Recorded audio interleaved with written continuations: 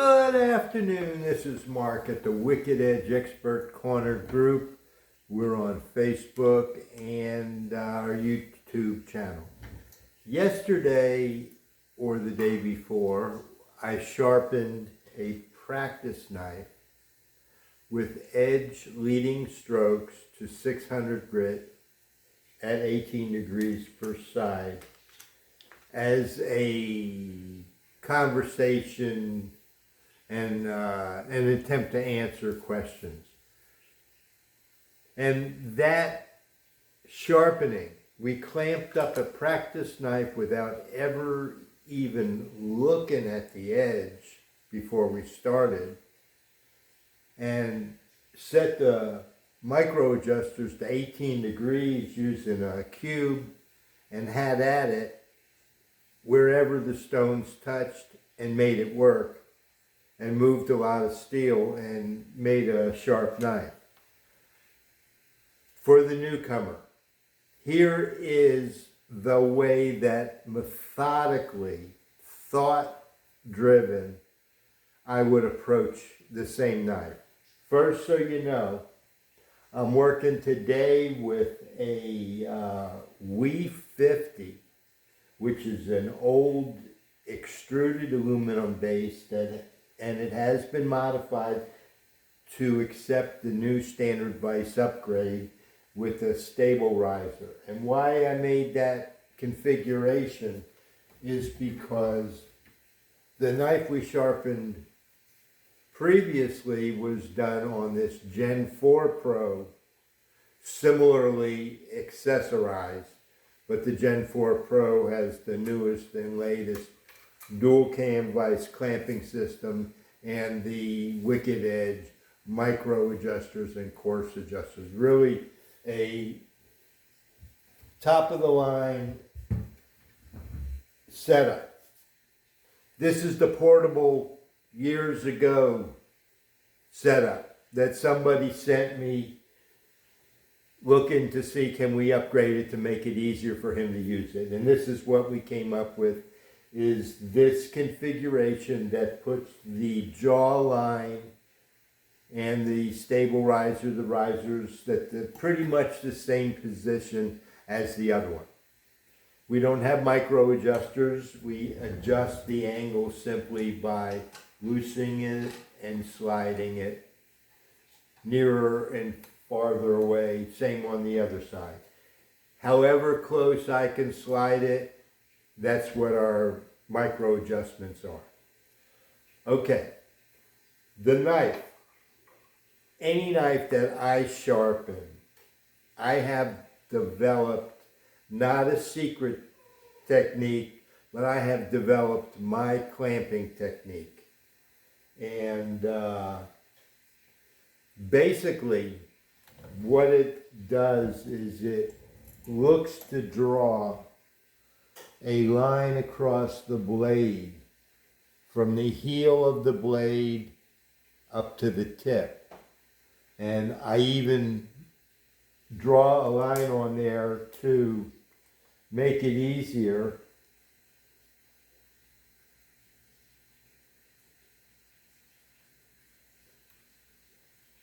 It's hard to hold it here and balance it.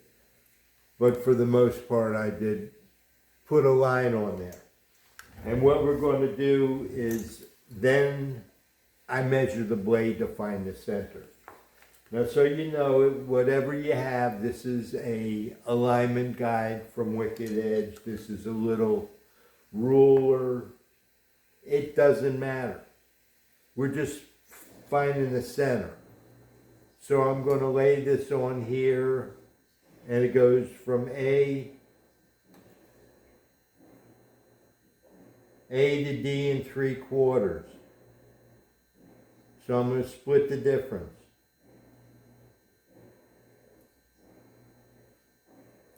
We're just trying to find a balance point.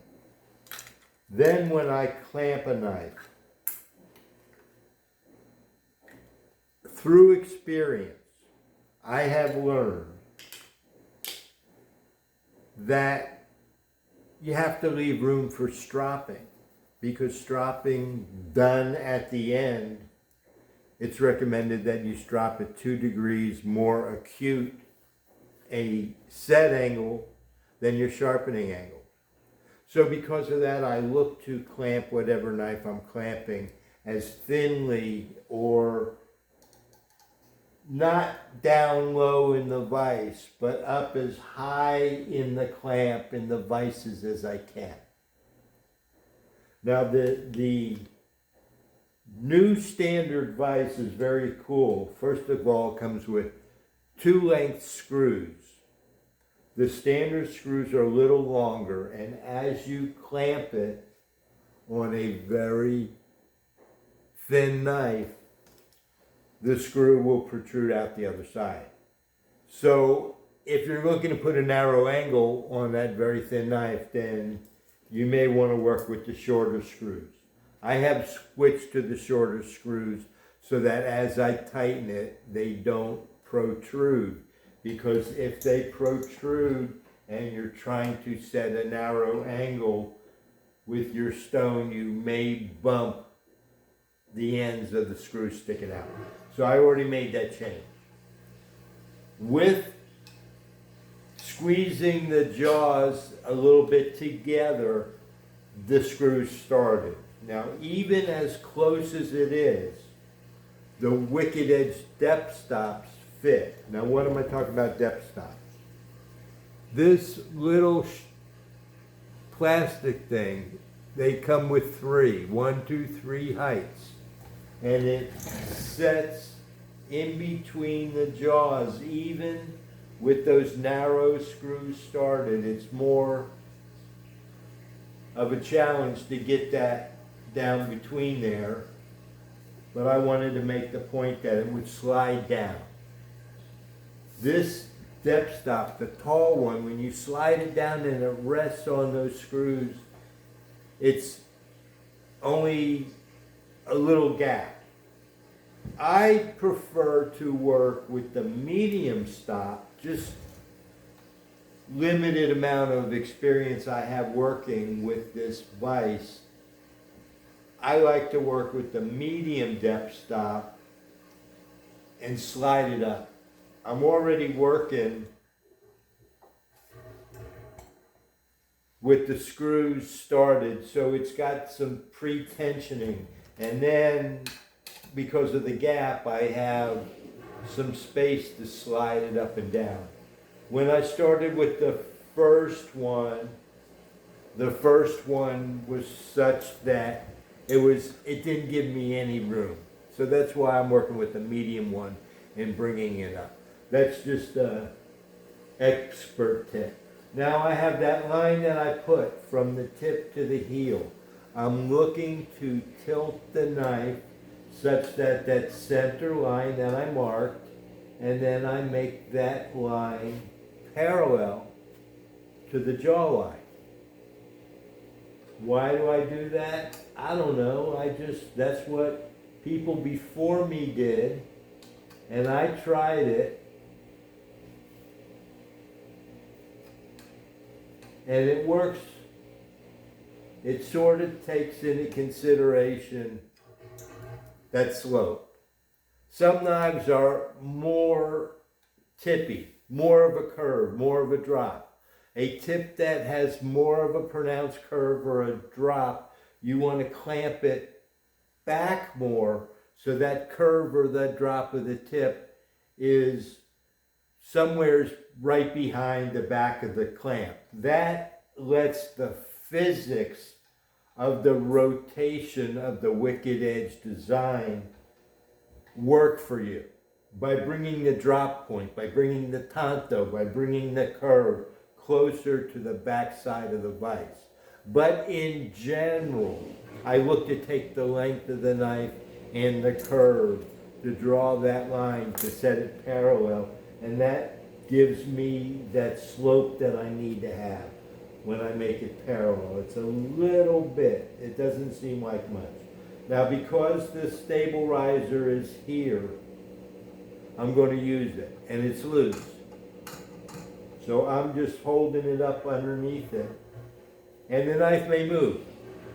because I haven't done anything but pin it. I'm working with it. I'm just showing you that. I take a little time at the onset. It's not anything that I'm hurrying, and it takes a little longer to put this here, but this helps to keep it positioned where I want it the whole time.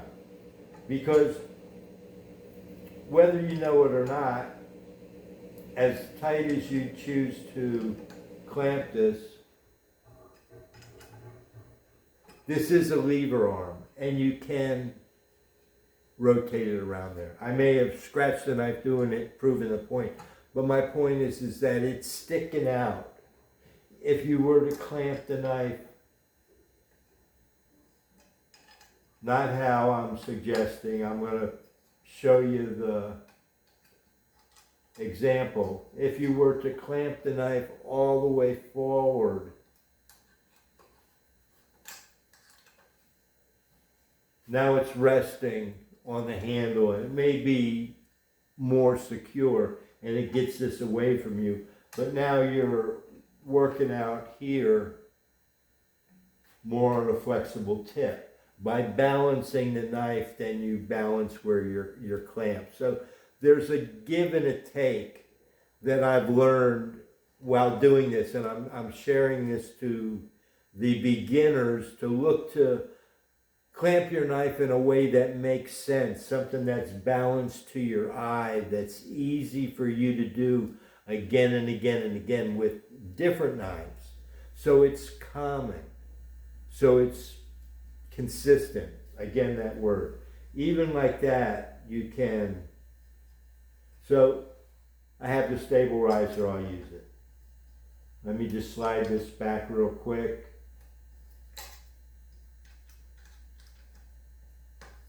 Okay, so the new Standard Vise, 3 different depth stops, 2 different screws, gives you a lot of variety for clamping thickness on the knife.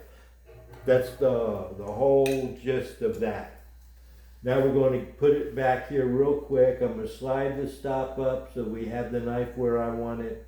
I'm going to clamp it lightly, and because I have this, I'm going to put this over the top of it, and after I get it placed, I'm going to get my clamping position set, and then I lock up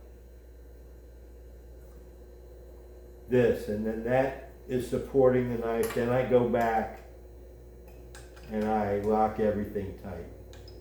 Okay, so this knife now is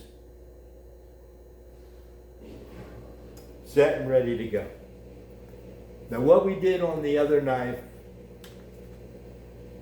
the first knife, is I said, I'm going to sharpen this at 18 degrees, and I put a cube on here and set it at 18 degrees, which is what I started to do today with this knife.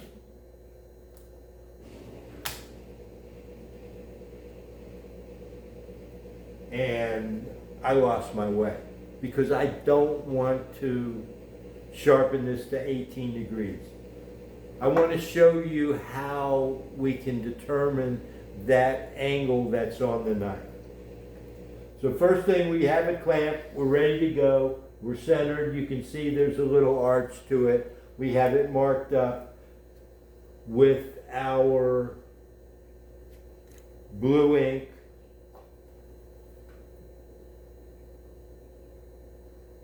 We haven't looked at the edge. The edge, if you can see the diamonds through the blue ink, the diamonds are, looks like somebody took a 50/80 stone to this or dragged it through a pull-through sharpener. So this must be a practice knife that someone practiced with out of one of the used kits that I have here. So this knife was beat up pretty good. Okay. The bevel, the height of the bevel, from the apex to the shoulder, for a clamped knife with a center line, that height is an indication of the contact patch between the stone and the knife edge. That contact patch has a height. That height only correlates to that angle. To that angle. There's only that angle plus or minus a little bit where the stone will superimpose right on top of it. If we start out wider, we're going to be up on the top of the apex. If we start too narrow, we're going to be contacting down at the bottom of the apex. On the practice knife, I picked 18 degrees and I hit it about a little below the center, and I had to remove the steel all the way up and all the way down. What I normally do and what I'm trying to teach you today is to start wide. As you start the wide, your first thing you're doing, starting wide, is you are resting on the bevel, resting on the apex, excuse me. Give me a second here. Hello.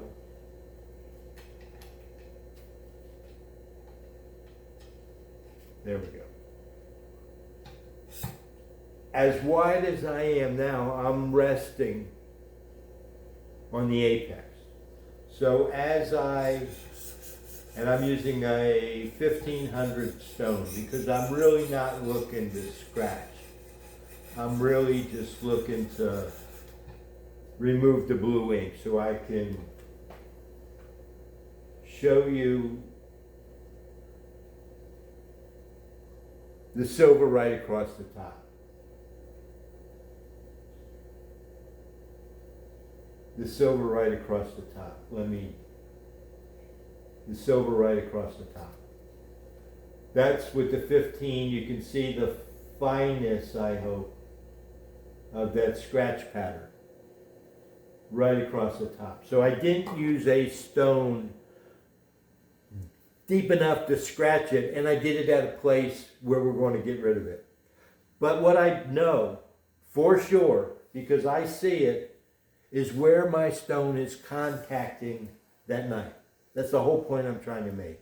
Start out wide so that when you touch that stone to your knife, it's evident where you're at. If you start with a number like the 18 degrees that I did yesterday, you're down there in the middle. And when you're down there in the middle, if that bevel's got something like this, you can be working down there in the middle forever until you flatten that bevel out to make contact at the shoulder and at the apex to set that whole bevel. So by working on top wider, right away you know where you are. You're not lost and looking in the dark and removing a lot of steel till you can see where you're at. You know where you're at because we started there. Then move it in a little closer. We locked it up, we saw where we are. Then just walk it in a little narrower. I'm forgetting which way I got to lock and which way I got to unlock. There we go. Okay, I moved it in a little narrower. And I'm going to do it again to show the height difference. I did it just a little scrubbing in the middle. And now you can see the silver is coming down. More height. The silver being where I removed the blue, you can see the scratch. And then back as I get off the side where I did the first one, it's shorter. Back here it got taller. Now, actually what you want to do is you want to put your cube on there. And you want to see where you are. And that's at 25 degrees right now. And then I can take it and loosen it up again. I took it now to 23¼ degrees. Here's a little more scrubbing. Actually, you should repaint it to make it very clear where you are. I am coming down, so I know my scrub is going to get bigger, so I'll be able to see the change. But if it's hard for you to tell the change, then take your marker and hit it again. I use a blue or a red or something because the color contrast stands out. Whereas when you use black, everything in monochrome with the reflections, sometimes the black marker, it gets confused with shadows and you can't see it. Whereas here you can see the blue down below. So here at the center, you can see where it's getting bigger still. Now what we ideally and practically what we're doing is we're going to put a cube on here and we're going to look at where we're starting, move it in 1/2 degree, 23¼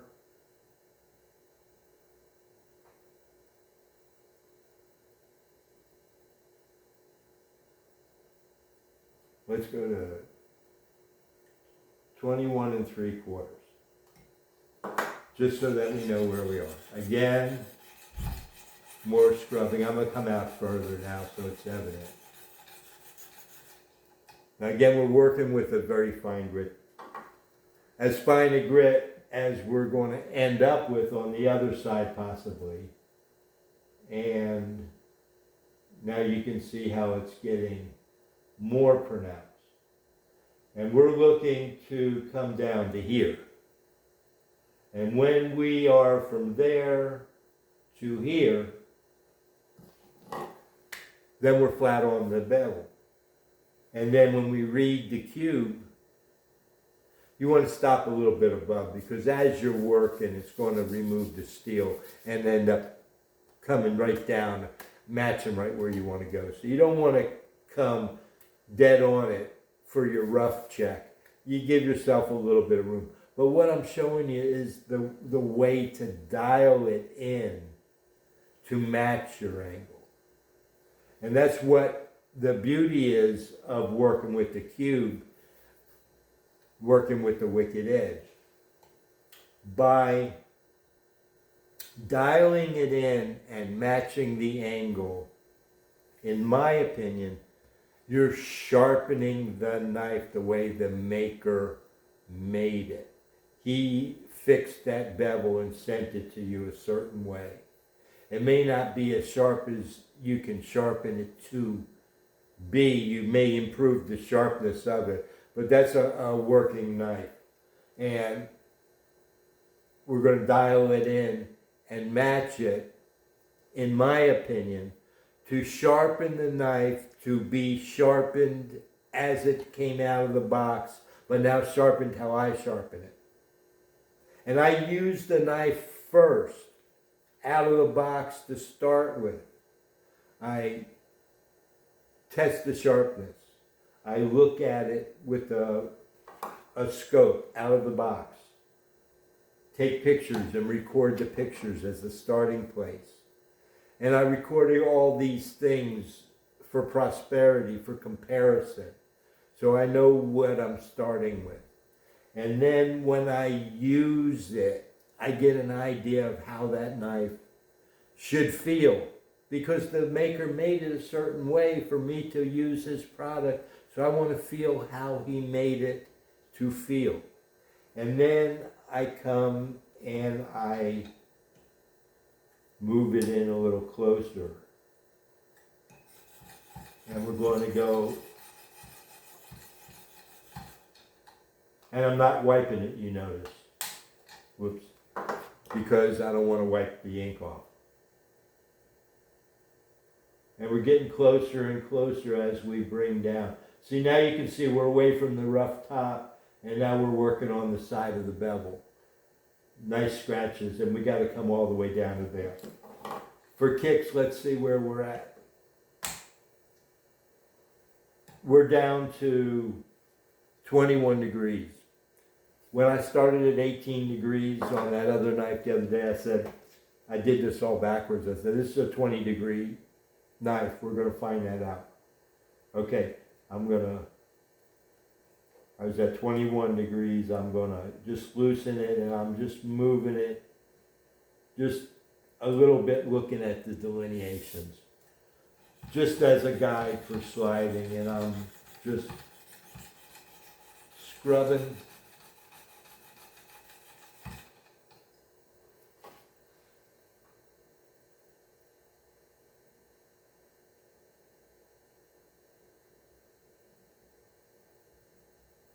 We're getting closer. We're about halfway down. Let's see, where did I get to this time? We're at 20 and a half, 20.6.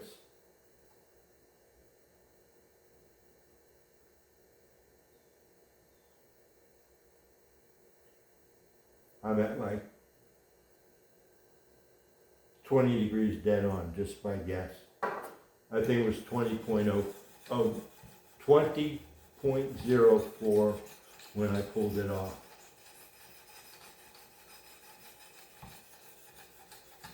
Now that's with 1500 grit. We're going to see that we're right above the shoulder. There's the shoulder, just that little bit. And that is a scar from someone who put a stone on it. So I don't know what the original shoulder was. But we're going to call this out here there's a little bit more shoulder, but as we work on the tip, that'll come down. As we work it, it'll come down and match it. I would comfortably call that knife determined to be a 20-degree edge by matching it. And I would be comfortable setting now both sides at 20 degrees, locking it up, and taking my coarse stones and going to work. So that is, in a very convoluted way, how I would clamp up the knife, take it, find the center point, balance the curve, clamp it as thinly as I can, considering that when I'm done sharpening it at 20 degrees, I need to be able to set it at 18 degrees for my stropping. So I am using the short screws. I'm using a medium depth stop that I brought up. I have it locked up. I'm working with the stable riser because it's here. You don't need it. It's balanced. It works the same whether it's there or not. Just, I have it, so I use it.